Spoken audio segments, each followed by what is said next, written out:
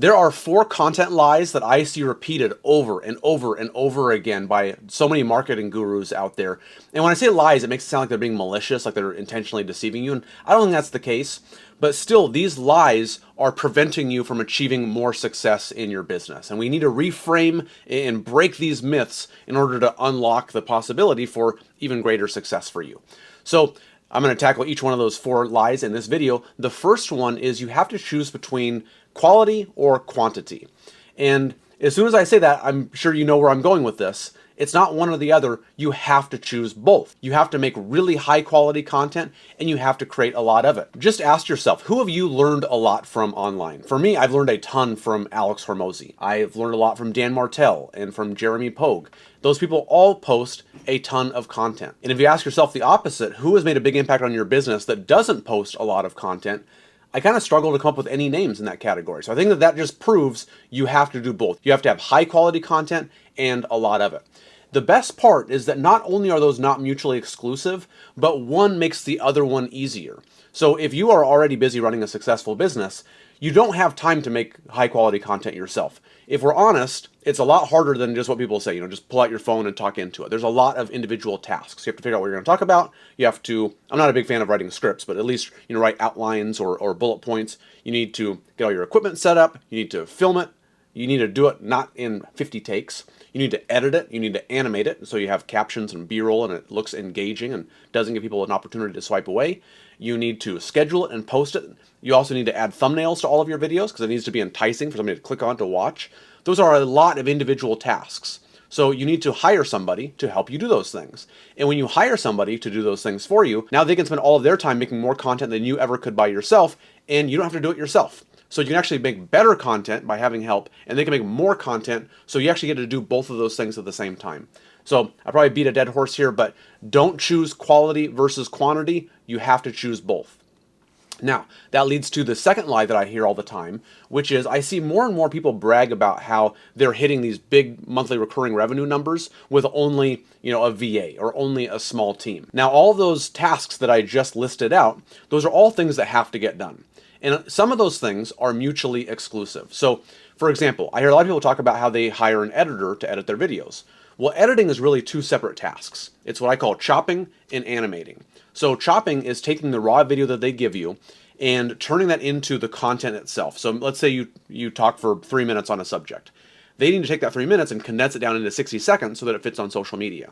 So they need to figure out what is the message behind this video, what pieces support that message, and what things detract from it that we can cut out.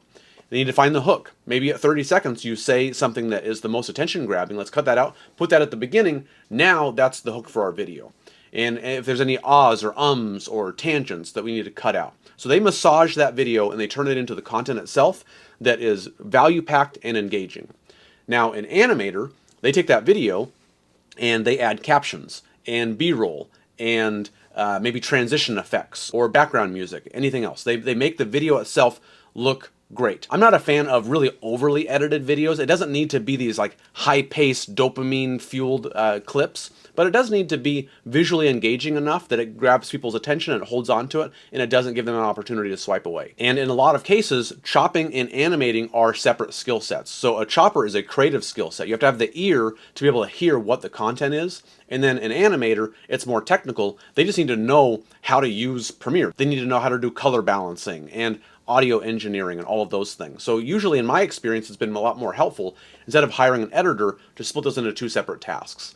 And that also goes for all of the writing jobs versus the graphic design jobs. So it's really hard to find one person who can do all of your content needs. In our business, we have choppers and animators, writers, graphic designers, virtual assistants, and other positions as well. But those are the roles that I would start with. So don't think you can just find one person to do all of your content. You need to build out a media team that is really good at each individual task. Now, if that sounds daunting or expensive, it's actually the opposite. So let's say you hire one person to do all of your social media tasks for you, and that person is a great editor. Well, they're going to charge a premium because editing is a in-demand skill set. Well, if they post your content for you too, now you're paying a high rate for a job that doesn't really demand a high rate. But if you break those up, you can pay a lot for your editor, pay less for your VA to schedule your content, medium for a graphic designer or a writer. So in the long run, you'll end up paying less and you'll be getting a lot higher quality work on each individual task. Now, the third lie that I see all the time is don't worry about organic content. That's just a hamster wheel. Focus on paid ads instead. Now, my mindset was completely blown when I was talking to one of my clients who is doing several $100,000 a month, and we do all of his ad creative for him, but he runs the ads himself. So I was asking him, what is he seeing? Let's dig into the data, and I want to learn how to make the creative better. And he said, Garen, it's really simple. The best ads are just the best content.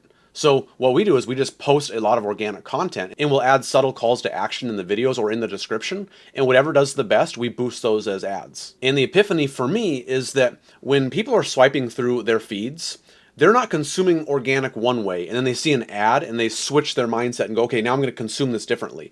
For them, it's just content, right? It's just videos. It's literally just light waves shining out of the phone into their eyeballs. So everything that makes good organic also makes good ads. If we're trying to grab people's attention and intrigue them into our offer, all of those things are the same, whether it's organic or paid. I think where people would push back on me is they would say, well, I need to make an ad that drives people to a landing page. I need to qualify who they are, grab their attention. I need to give some form of value, and then at the end I need to have a CTA to push them to a page. And I would say I think the window for those kind of ads is closing really fast because so many people are burnt out on seeing things like that. Hey, are you a coach or a consultant? You're trying to get over 10K a month? We've seen that ad a million times and it's quickly losing its impact. I have another video that I'll link down below about the IDA framework, attention, interest, desire, action. I think most people try to get that entire framework in one 60-second video, and it's just too much. I think the right way to do it today is to elongate that, where you use your ads just to grab attention. And then your content increases that interest. And we push people over to long form content on YouTube where we can really stoke the desire, and then we have a call to action. That is how I'm seeing people absolutely crush it with social media today. Not cramming it all into one video that just completely overwhelms the viewer, but stretching it out where we can amplify each one of those individual pieces. So don't think you have to choose between organic or paid. You have to do both. And in fact, if you're already doing paid, the best way to lower your cost to acquire a customer and to increase your conversions is by adding organic behind it. Because, say 1,000 people see your ad and 100 people click through and 10 people book a call and one person buys.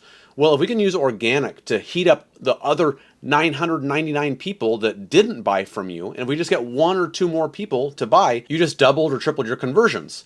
Now, obviously, I'm just making up those numbers, but you see my point. We go through all of this work and all of this expense to find that one person that's ready to buy right now. We have to create a nurture machine to convert more of those people that haven't bought now into buyers later. And that's why you have to make organic content. And the fourth lie that I see all over the place is that you have to choose between short form or long form. Now, right now, there is a huge emphasis on short form content for two main reasons. The first reason is because for a couple of years, short form views were going through the roof because Meta and YouTube were trying to compete with TikTok. So anybody that posted short form content, they would shower you with views to try to encourage more people to join their platform. But recently, we've seen a lot of those views start to go down, and it's a lot harder for people to go viral and hit these massive view counts. The other reason why short form is so popular right now is because it's a lot easier than long form. A lot of people struggle with making short form. They're like, man, I got to make a reel every single day. I don't know what to talk about. I talk into the camera and I stumble over my words. It takes me 50 takes. It takes forever to edit and post all of the videos.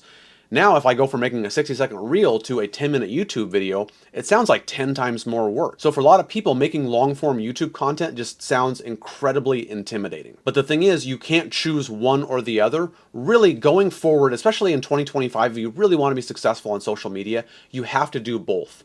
Because short-form content is great for grabbing attention, but it's harder to nurture those people because it's harder to get them to binge our content. People are in swipe mode. The second that you lose their attention, boom, they're gone. YouTube is the opposite. It's a lot harder to grab the attention of new people on YouTube, but once you have their attention, it's really easy to get them to binge a ton of our content. So let's say we want somebody to consume an hour of our content before they'll see us as an expert. I think I heard somebody recently say it's actually 7 hours, but just for easy math, let's say it's an hour. If you post 60-second reels and you post one every single day, it'll take 60 days to get somebody up to that 1 hour mark. Well, if you make a 20-minute YouTube video, and if you link, 2 more 20-minute videos at the end of that video, You can get somebody to watch an hour of your content on day number 1. So what we do is we put those two things together. We'll make a video where we teach something tangible to the viewer. And then at the end, we'll say, if this was helpful for you, I actually have a full-length training that goes even further in depth on this subject. Comment training down below. I'll send you over the link. Then they comment the word training. ManyChat automatically sends them a link to the video. They click on it. It sends them over to YouTube. So we post those videos in our organic schedule. Whatever ones do the best, we run those as ads. Now we're grabbing the attention of new people. We're pushing over to long form. We're getting them to binge our content. We just nurture them 10 times faster. So that's why you should not choose between short form or long form. You have to do both. Put those two things together. That's how people are absolutely crushing it in 2025. So that's it. Those are the 4 lies that I want you to watch out for and avoid in your own social media. If you'd like help taking your social media marketing to the next level, that's exactly what we do. That's our bread and butter. We help our clients create content ecosystems. We post reels and stories and tweets and carousels and quote images, and we also do long form content for them too. We do online filming sessions where we just get on a video call, we ask them questions and pull the gold out of them, and then we take that recording, we turn it into all of their content, their work is done, they get high quality content posted for them automatically every single day. So if you'd like to learn more about how that works, I'll leave a link to my Instagram page down below. Click on that link, send me a DM, and I'd love to tell you more about it. And if you'd like to see more about how this information actually looks when it's put into practice, I have a case study of one of our clients who's doing several $100,000 a month, and we're creating all of their content, all of their marketing for them. So I'll link that video down below or put it on the screen somewhere. Go check it out.